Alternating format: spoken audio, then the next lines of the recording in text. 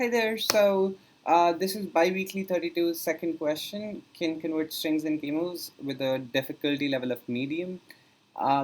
If we check the contest link, then we would not have the discussions and everything. So we're just going to remove this contest biweekly up to the problem in the URL and get this URL. So this is the direct problems page where we also have the discussions and the submissions. So that's much easier. All right. So this was an interesting question.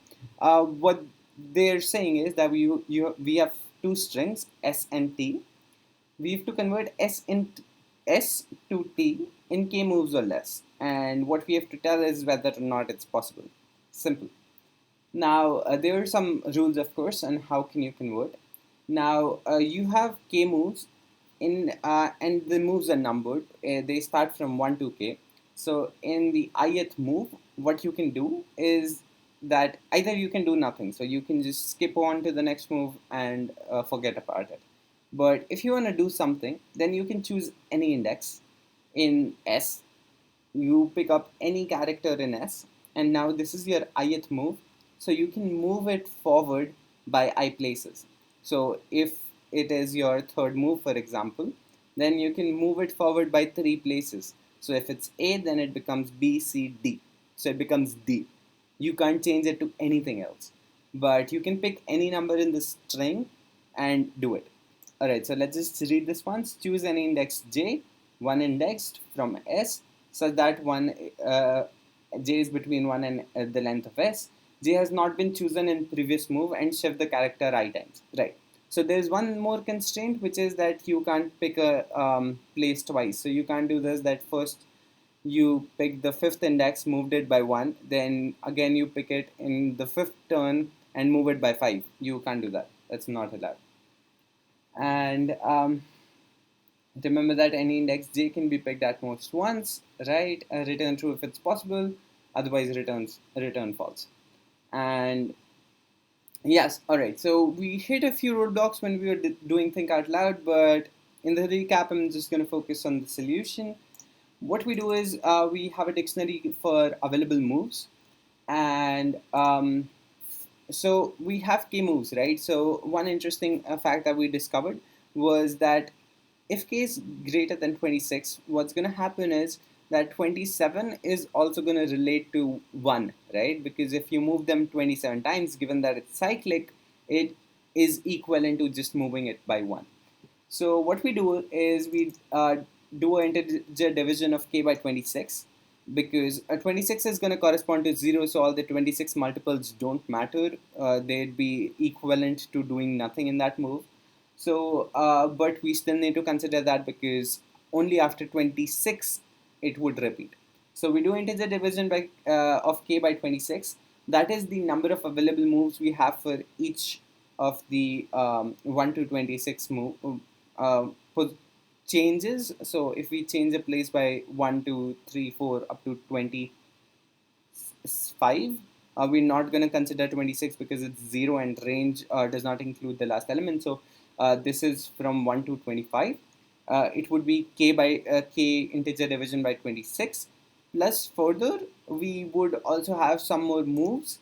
The reason being, now it might not be a multiple of 26, right? So if it's like 30, then the first 25 we have one each, and then 27, 28, 29, 30. So 1, 2, 3, 4 would have one more move. So that's what we do here for I in range from 1 to k mod 26 plus 1 because we want to include the end part, which is k mod 26. That should also be included. So for all these elements in the last which were left, which we could not account for in the integer division, we add one more move for all those elements, right? Now, um, nowhere is it written that S and T would be of the same length, and we cannot change the length of S. So this is a corner case for which we return false. Now, for all the places in S, what we do is we subtract the ASCII values for those for the corresponding element in T. So that would give us the number of changes that we need to do. Now, you would say that okay, that might be fine if the character in T is greater than the character in S at that particular position. But what if it's lower? So that's what we do here. If D is 0, we're just going to ignore it because we can do nothing in the move and still move forward. But if it's less than 0, we add 26 to it because it's cyclic. So if the character in T is lower than it, then we need to do 26 plus the minus the difference. So if we add 26 to that negative number, that would give us the number of moves that we need to do in order to get that character. And so we after we do this, what we have is the D contains exactly the number of moves we need to do to convert that particular position from S to the one in T. If we have available moves for that many character changes, which we had stored in available moves, if it's available, if it's greater than 0, then we reduce it by 1 because we're using it one time. And if it's not available, we just stop and return false. If we can do this for all places, then we return true. So basically, the idea is like this, summarizing it, that we have moves in the terms of you can move any character by 5 places, and you can do this many times.